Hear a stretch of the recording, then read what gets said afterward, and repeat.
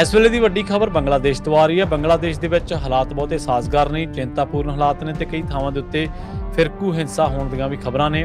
ਆਪਾਂ ਨੂੰ ਪਤਾ ਹੈ ਕਿ ਲੰਘੇ ਦਿਨੀ ਇੱਕ ਹਿੰਦੂ ਨੌਜਵਾਨ ਨੂੰ ਮੌਬ ਲਿੰਚਿੰਗ ਕਰਕੇ ਉਹਦੀ ਭੀੜ ਦੇ ਵੱਲੋਂ ਹੱਤਿਆ ਕਰ ਦਿੱਤੀ ਗਈ, ਕਤਲ ਕਰ ਦਿੱਤਾ ਗਿਆ ਤੇ ਬਾਅਦ ਦੇ ਵਿੱਚ ਉਸ ਦੀ ਲਾਸ਼ ਨੂੰ ਅੱਗ ਲਗਾ ਦਿੱਤੀ ਗਈ। ਦੁਨੀਆ ਭਰ ਦੇ ਵਿੱਚ ਇਹਦੀ ਆਲੋਚਨਾ ਹੋਈ। ਦੁਨੀਆ ਭਰ ਦੇ ਵਿੱਚ ਲੋਕਾਂ ਨੇ ਕਿਹਾ ਕਿ ਇਹ ਇਨਸਾਨੀਅਤ ਉੱਤੇ ਇੱਕ ਧੱਬੇ ਦੇ ਵਾਂਗ ਹੈ। ਲੰਘੇ ਦਿਨੀ ਇੱਕ ਵਿਦਿਆਰਥੀ ਆਗੂ ਉਸਮਾਨ ਹਾਦੀ ਦਾ ਕਤਲ ਹੋ ਗਿਆ ਸੀ ਬੰਗਲਾਦੇਸ਼ ਦੇ ਵਿੱਚ। ਹੁਣ ਇੱਕ ਵਾਰ ਫਿਰ ਇੱਕ ਬਹੁਤ ਵੱਡੇ ਆਗੂ ਦਾ ਜਿਹੜਾ ਉਹ ਜਾਨਲੇਵਾ ਹਮਲਾ ਉਸ ਦੇ ਉੱਤੇ ਹੋਣ ਦੀ ਖਬਰ ਆ। ਪਤਾ ਲੱਗਿਆ ਕਿ ਇਸ ਵਿਦਿਆਰਥੀ ਆਗੂ ਤੇ ਬੰਦੂਕਧਾਰੀਆਂ ਨੇ ਹਮਲਾ ਕੀਤਾ ਤੇ ਉਹਨੂੰ ਜ਼ਖਮੀ ਕਰ ਦਿੱਤਾ ਹੈ। ਦੱਖਣੀ ਪੱਛਮੀ ਖੁਲਨਾ ਸ਼ਹਿਰ ਦੇ ਵਿੱਚ ਸਾਲ 2024 ਦੇ ਵਿੱਚ ਹਿੰਸਕ ਅੰਦੋਲਨ ਦੇ ਨਾਲ ਜੁੜੇ ਮੁਤਾਲਿਬ ਸਿਕਦਰ ਦੇ ਸਿਰ ਦੇ ਵਿੱਚ ਗੋਲੀ ਮਾਰੀ ਗਈ ਆ।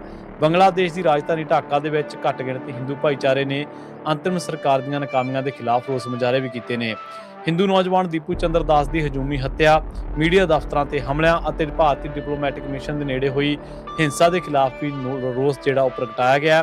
ਹਿੰਦੂ ਅਤੇ ਹੋਰ ਘੱਟ ਗਿਣਤੀ ਜਥੇਬੰਦੀਆਂ ਨੇ ਮਨੁੱਖੀ ਲੜੀ ਬਣਾ ਕੇ ਰੋਸ ਜ਼ਾਹਰ ਕੀਤਾ। ਅਧਿਕਾਰੀਆਂ ਨੇ ਦੱਸਿਆ ਕਿ ਦੀਪੂ ਦਾਸ ਦੀ ਹੱਤਿਆ ਦੇ ਮਾਮਲੇ ਦੇ ਵਿੱਚ ਹੁਣ ਤੱਕ 12 ਤੋਂ ਵੱਧ ਲੋਕਾਂ ਨੂੰ ਗ੍ਰਿਫਤਾਰ ਕੀਤਾ ਜਾ ਚੁੱਕਿਆ ਹੈ।